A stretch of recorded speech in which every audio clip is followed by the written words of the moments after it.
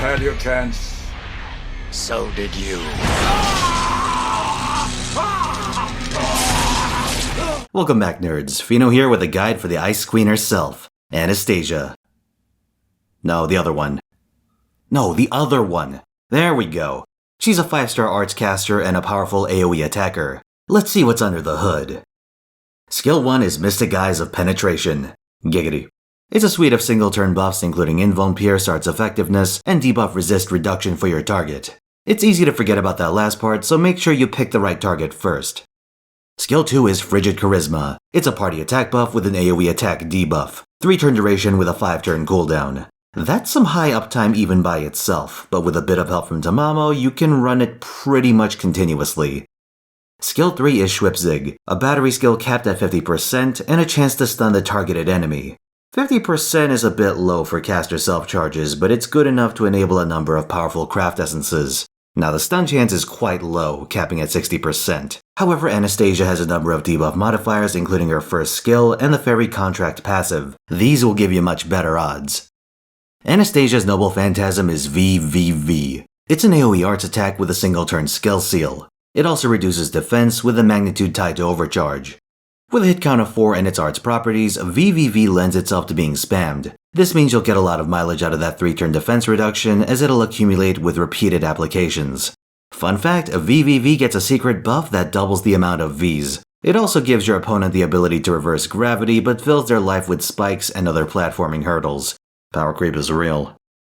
Moving on to team comps, let's start with the most obvious and exploitable one. Tamamo is the linchpin of long-haul arts setups. The obvious benefit to this approach is that you can NP constantly and wear down your enemies, especially useful for gimmick fights that give you a large number of things to kill. You've got plenty of side perks though. First of all, Tamamo's cooldown reduction makes Frigid Charisma a constant effect and gives you a substantial boost to your survivability. Secondly, Tammy's charge reduction offsets Anastasia's biggest weakness of having weak protection against NPs. With a few modifications, this could easily be a farming setup as well, a testament to Anastasia's versatility. Schwipzig is a double-edged sword for the reason that its stun component tends to be underused. Its low probability hurts, but the fundamental issue is that you want to pop batteries whenever you can. But stuns are something you hold for an appropriate situation. But with Waver you can bypass this conundrum by holding unreturning formation and comboing it with Mystic Eyes when you want that stun combo. This increases Anastasia's flexibility and double Waver gives you a lot of extra bulk and speed through shorter, decisive fights. Frigid Charisma comes with attack reduction and layering this effect can leave enemies in a poor position to fight back. Paracelsus is the most obvious candidate as he's a competent and self-sufficient wave clear servant in his own right. As a caster, he'll fit in the same fights as Anastasia, lending her a strong NP gain buff. If the fight allows it, Robin and Finn can operate in this role instead. Robin is the weakest in overall synergy, but his attack debuff is on demand, which is quite convenient. Finn gives a party-wide NP gain buff, so consider him for mixed archer encounters. Anastasia's got a survivability problem. However, she's in luck because there's a lot in the way of arts-based protectors. Mash is especially tempting with her defense buffs. Combined with Frigid Charisma, these will make your frontline very hard to crack. Against NP spammers, you may have more luck with Jeanne or Nightingale, though the latter has a buster kit which makes her less reliable. Despite being used mostly for her instant death mechanic, Nitocris can clear caster waves just fine, 2 of them if you happen to have a super scope. This leaves the final wave for Anastasia. Failing that, you can try to do a single loop and have Anastasia do 2 waves. In that case, your third slot matters and you'll need some form of support, maybe a Waver. The big benefit of this approach is that one of these 2 can run an event craft essence. Some events like Oniland provide damage CEs with 0 starting charge. Putting Royal Icing on Anastasia dramatically improves her output, and with a 50% support, you can pop off without manual chaining. Oh. Yeah, the less you think about this one, the better. I don't really have an elaborate strategy in mind for this, but Scheherazad's NP upgrade gives her a large debuff resistance reduction. Anastasia can exploit this to gain more flexibility with her third skill, and if it's on cooldown, Scheherazad's Charm is another fine candidate. It's pretty niche, but something to keep up your sleeve. Moving on to craft essences, you want Arts, Starting Charge, NP Damage, NP Gain, or some combination thereof.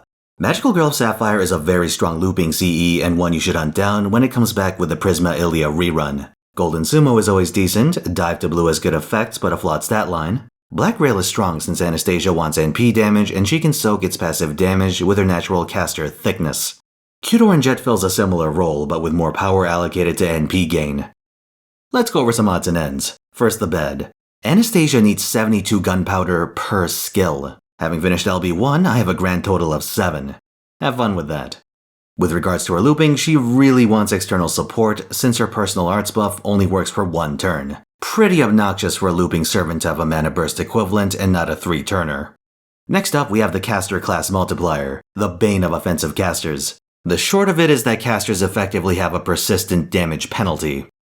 Anastasia doesn't have much in the way of NP defense, so she requires a fair bit of babysitting. Compounding this problem is that her stun is tied to her self-charge and her debuff resistance modifier is tied to a mana burst. In other words, your stuns are probably opportunistic and not available to stop enemy NPs. Okay, so what's the upside? Well, Anastasia has a decent hit count arts NP while also benefiting from her territory creation EX passive, giving her a nice arts buff. She also has a decently high attack by caster standards. Nothing special for a 5-star attacker, but still pretty serviceable. Her NP skill seal is very handy in that a lot of enemies tend to pop defensive buffs when you mangle them, stalling your offensive. With NP spam, you can hold an enemy by the throat and pummel them, even while Mystic Eyes is down. A decent number of assassins have evasion or invuln in their kits, so there's a strong chance you'll get mileage from this property. Anastasia is an effective looping caster, and in this regard, she's handy on account of her 5-star stat line. However, being an offensive caster is a pretty miserable lot in life, and Anastasia has all the problems inherent in that concept. Unfortunately, even in the niche of fighting assassins, and especially in standard farming, you'll likely find that Anastasia is an overpriced substitute for the Scotty Lancelot combo. Yep, we gotta talk about fucking Scotty in this Anastasia video, I know.